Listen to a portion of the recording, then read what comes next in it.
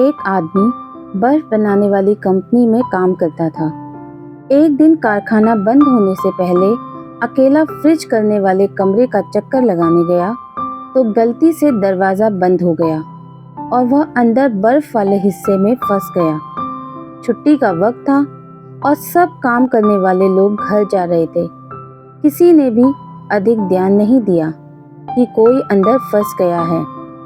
वह समझ गया कि 2-3 घंटे बाद उसका शरीर बर्फ बन जाएगा।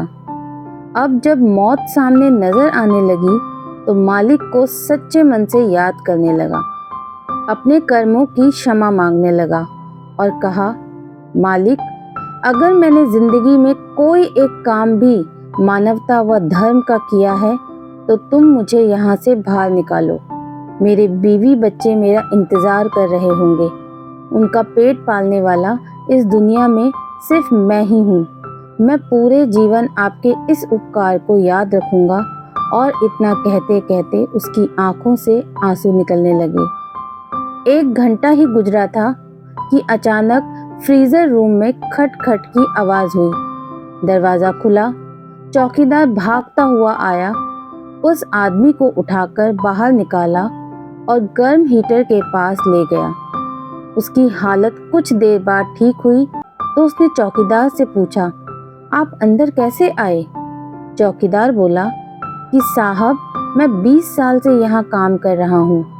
इस कारखाने में काम करते हुए हर रोज सैकड़ों मजदूर और ऑफिसर कारखाने में आते जाते हैं। मैं देखता हूँ, लेकिन आप उन कुछ लोगों में से हो जो जब भी कारखाने में आते हो तो मुझे हंसकर मिलते हो और हालचाल पूछते हो, और निकलते हुए आपका वही मिलनसार स्वभाव मेरी सारे दिन की थकावट दूर कर देता है। जबकि अक्सर लोग मेरे पास से यूं गुजर जाते हैं कि जैसे मैं हूं ही नहीं। आज हर दिनों की तरह मैंने आपका आते हुए अभिवादन तो सुना, लेकिन जाते समय आपकी आवाज़ सुनने के लिए इंतज़ार करता रहा। जब ज़्यादा देर हो गई तो मैं आपको तलाश करने चल पड़ा कि कहीं आप किसी मुश्किल में तो नहीं फंसे हैं। वह आदमी हैरान हो गया कि किसी को हंसकर बात करने जैसे छोटे काम की वजह से आज उसकी जान बच गई। जो लोगों को दोगे वही वापस लौट कर आएगा। अगर कहानी पसंद आई हो तो उसे लाइक शेयर कर दीजिएगा। चैनल में नए आए हैं तो चैनल को सब्सक्राइब करना बिल्कुल ना भूलें। तो मिलती हूँ आपसे अगली ही ऐसी किसी अच्छी स्टोरी के साथ। तब तक के लिए बाय बाय।